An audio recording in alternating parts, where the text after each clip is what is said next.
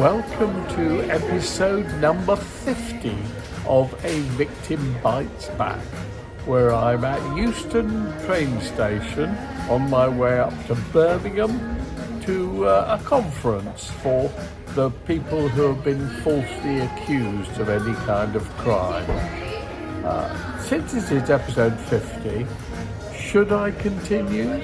I've been going now since November, these regular shows between 20 minutes and half an hour, hopefully giving you travel information, Birmingham, and opinions, and hopefully interesting music and thoughts on the world in general.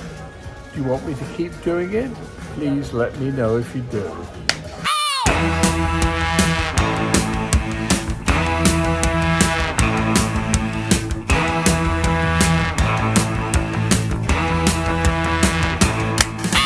The journey to Birmingham was fine, except I'm not sure about the Avanti West first-class food service, I have to admit, but still I got there safe and sound.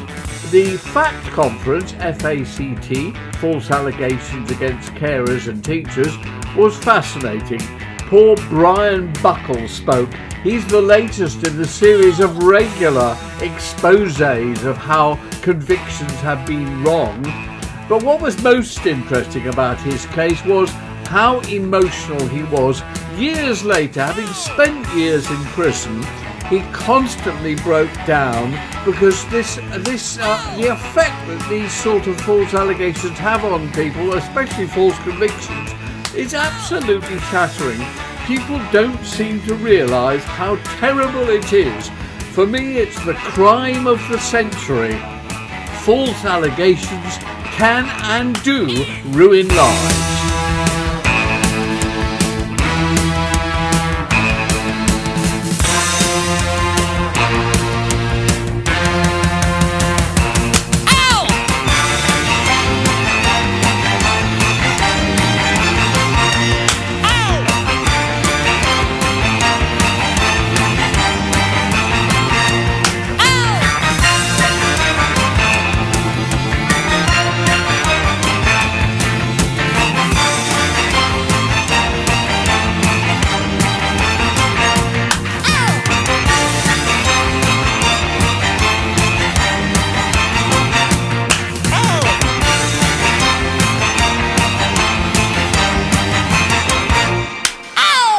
I see that the current boss of prisons, Alex Chalk, the Justice Secretary, is going on about reducing the amount of people sent to prison for a short time.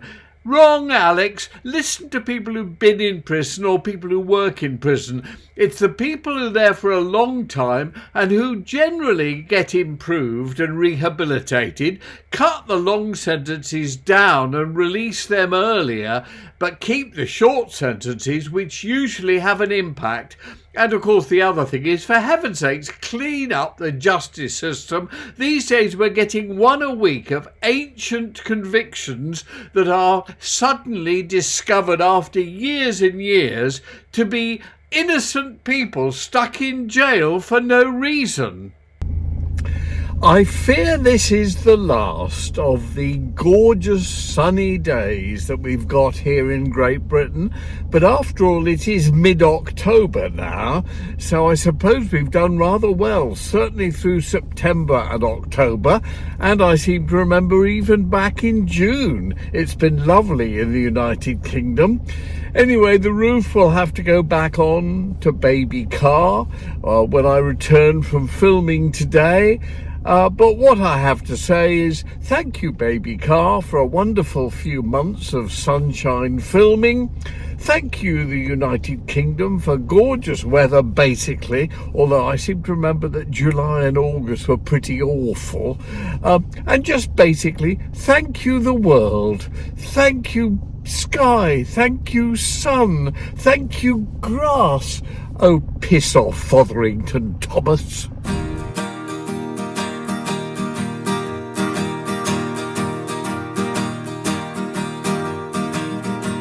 I can't get no satisfaction can't get no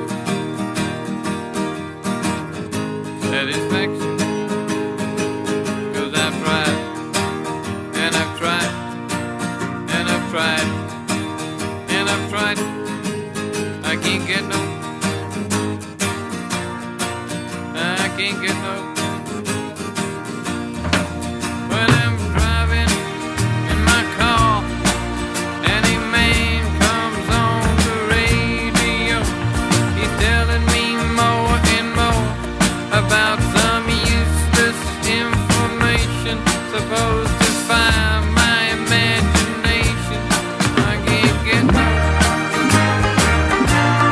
satisfaction. I can't get no satisfaction, 'cause I've tried, and I've tried, and I've tried. Lord, yeah, I've tried. I can't get no, I can't get no. When I'm watching my TV and a man comes on and tells me just how white my shirts can be, but he can't be a man 'cause he doesn't smoke the same cigarettes as me. I can't get no satisfaction. I can't get no satisfaction, 'cause I've tried, and I've tried, and I've tried, and I've tried. I can't get no, I can't get no. Oh, when I'm riding around the world, I'm doing this and I'm signing that, and I'm trying to make some girl who tells me, baby, baby, come back, maybe next week. Can't you see I'm on a losing streak? I can't get no satisfaction. I can't get no satisfaction, 'cause I've tried, and I've tried, and I've tried, and I've tried, and I've tried, and I've tried, and I've tried, and I've tried, and I've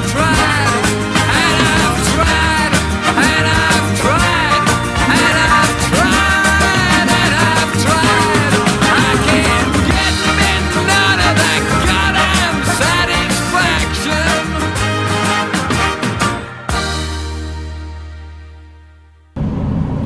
Radio 2 on the BBC is having a 90s day, and listening to it, it's astonishing to realise that was 30 years ago.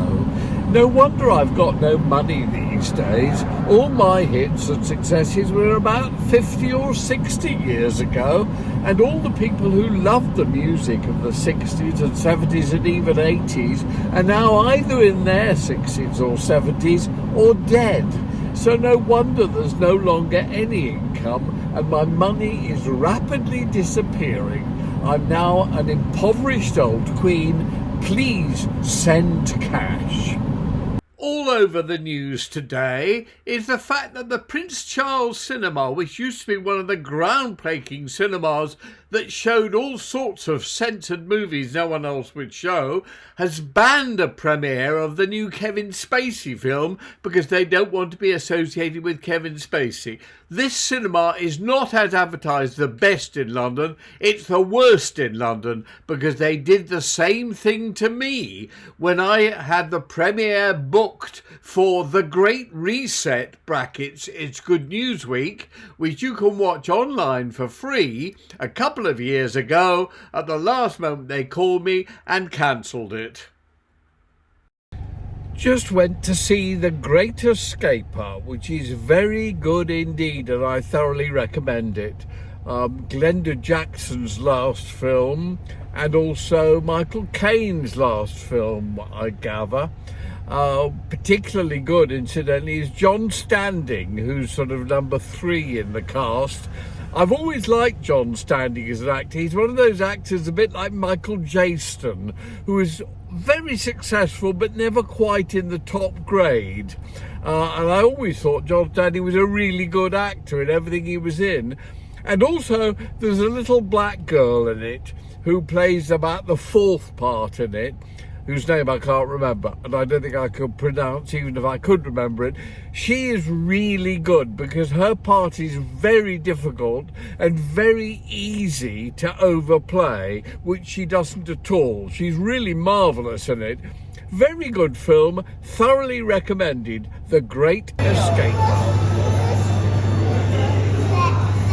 Meanwhile, as we look around the world, this last week has all been about the impending or current war in Gaza and Israel. And to me, the whole thing is so ludicrous.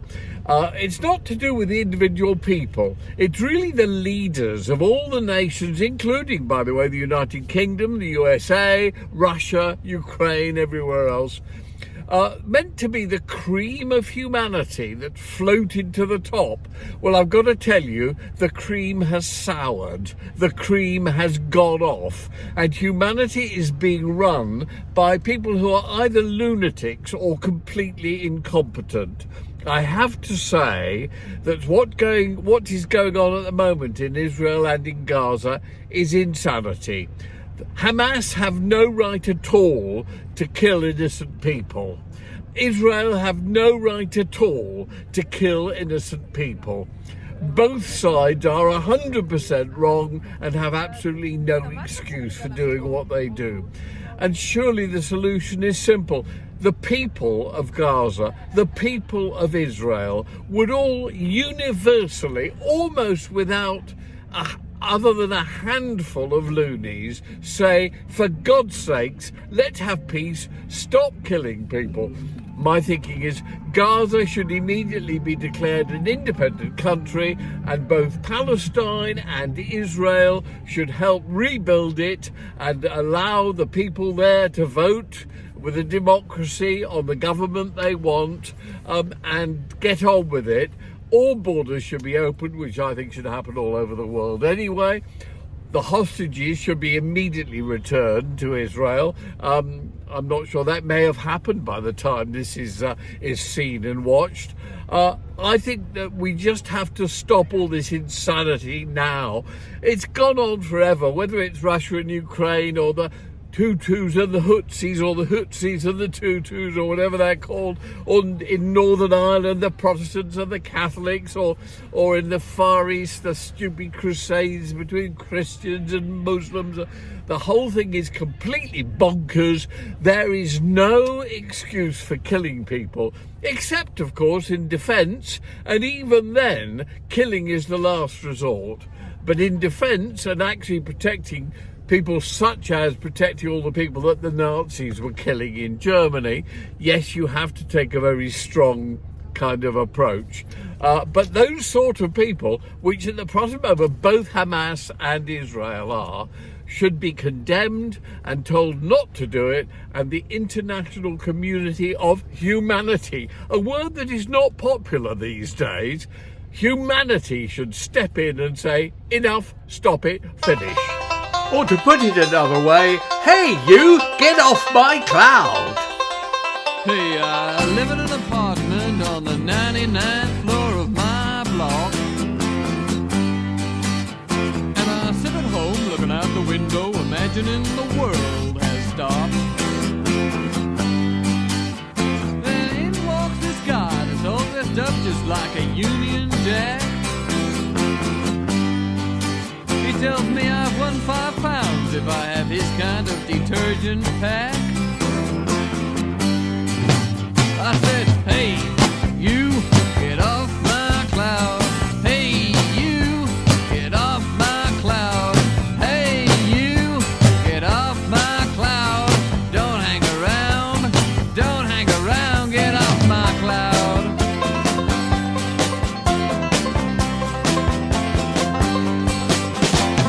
Telephone is ringing, I say,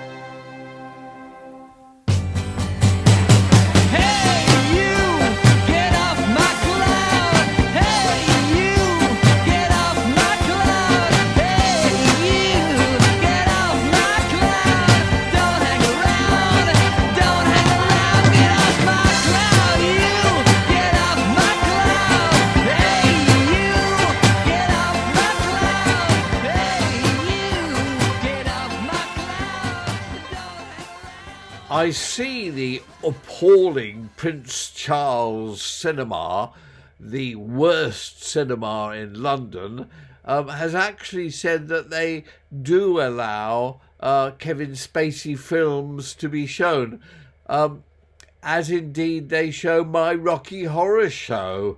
I was the original, one of the two original producers of that.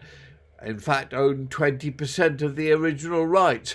We did manage to get The Great Reset premiered elsewhere in Soho, where it did incredibly well. And if you'd like to watch it, it's available online on YouTube and many other different kind of places, including the dedicated site, The Great Reset. You'll find it on www.thegreatresetx.com. One of the absolutely vital ingredients in finding justice these days is a decent private investigator. They are like hen's teeth, very rare. I was very lucky, and my dear old friend Maggie, who I've known for almost 50 years, happened to be married to one. William Merritt is a superb investigator. He's working on a couple of things for me now, and you'd be astonished at the things he digs up. He worked on Rolf Harris, amongst other things, as well as Brian Buckle, who we mentioned earlier in this show. And he should have worked on people like Jimmy Savile, who I think, if they'd had a decent private investigator working on them, and of course dead people rarely do, you would have found that the Reckoning, which we mentioned earlier, was actually a total travesty of justice. Really shockingly bad. Steve Coogan brilliantly playing a pantomime villain, which he claimed not to want to do, but actually did.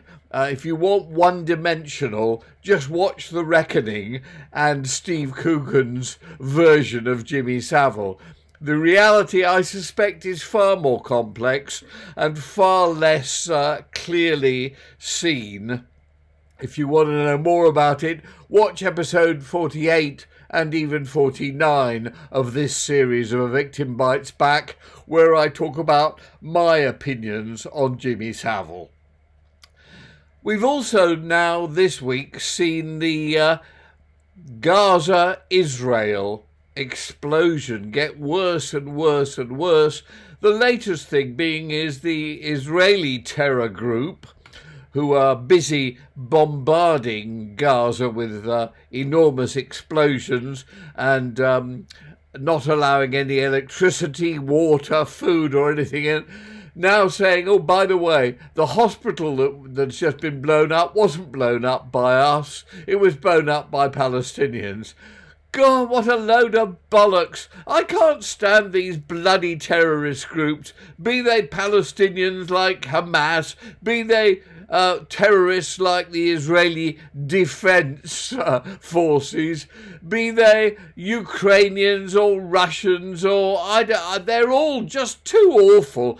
And I think what I hate most of all is their excuses, their justifications, their explanations. They just ignore the reality. I'm not on one side or the other, but I am aware of the fact that the United Nations has condemned Israel on a couple of occasions, if not more, for behaving in a terrorist fashion.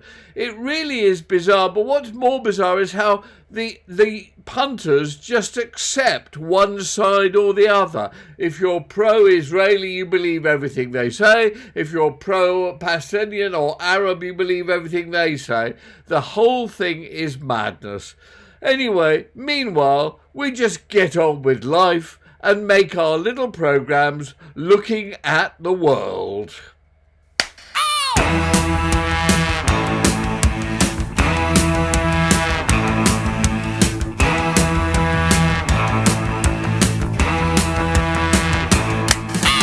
So we'll leave you on episode 50 of A Victim Bites Back with the request, if you want me to continue, if you want episode number 51 and subsequent ones, please let me know. Share this, comment on the video, send me emails and messages, because it's an awful lot of work, and I really don't want to be bothered to keep doing it unless you find our looks at travel, our opinions, our music and our film reviews interesting, in which case say so. Oh!